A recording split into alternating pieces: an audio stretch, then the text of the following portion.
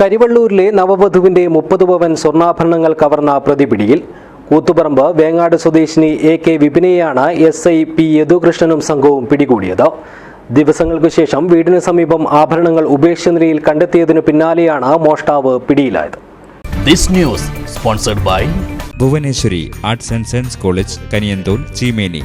Mobile 9447730972. SI P യദുകൃഷ്ണനും സംഘവും യുവതിയുടെ ഭർത്താവിന്റെ കരിവള്ളൂരിലെ വീട്ടിലെ ബന്ധുക്കളെ സ്റ്റേഷനിൽ വിളിപ്പിച്ച ഇവരെ ചോദ്യം ചെയ്ത് മൊഴി രേഖപ്പെടുത്തിയ ശേഷമാണ് മോഷ്ടാവിനെ കുറിച്ച് വ്യക്തത വന്നത്. തിരുവനന്തപുരത്തും കൊല്ലത്തും പോയ പോലീസ് സംഘം തിരിച്ചെത്തിയതോടെ മോഷ്ടാവ് കഴിഞ്ഞ ദിവസം രാത്രിയിൽ ആഭരണങ്ങൾ വീടിന് സമീപം ഉപേക്ഷിച്ച് കടന്നുകളയുകയായിരുന്നു. നിരവധി ഫോൺ കോളുകൾ പരിശോധിച്ചതിൽ നിന്നുമാണ് പ്രതിയിലേക്ക് പോലീസ് എത്തിച്ചേർന്നത്. മെയ് 1 വൈകിട്ട് 6 മണിക്കും 2 തീയതിക്കും ഇടയിലാണ് കരിവള്ളൂർ പലിയേരിയിലെ AK അർജുന്റെ ഭാര്യ കൊല്ലം തെക്കേവിള സ്വദേശിനി ആർച്ചായ സുധിയുടെ 30 പവന്റെ ആഭരണങ്ങൾ മോഷണം പോയത്.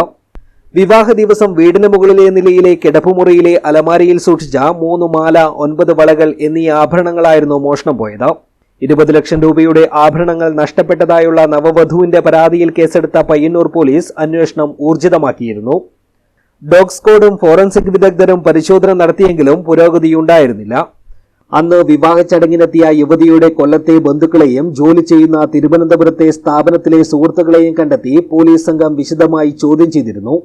ഇതോടൊപ്പം വിവാഹത്തിൽ പങ്കെടുത്ത നാട്ടുകാരിൽ പലരെയും പോലീസ് ചോദ്യം ചെയ്തിരുന്നു.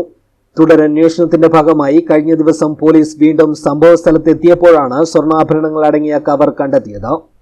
News bureau, Cheruvathur.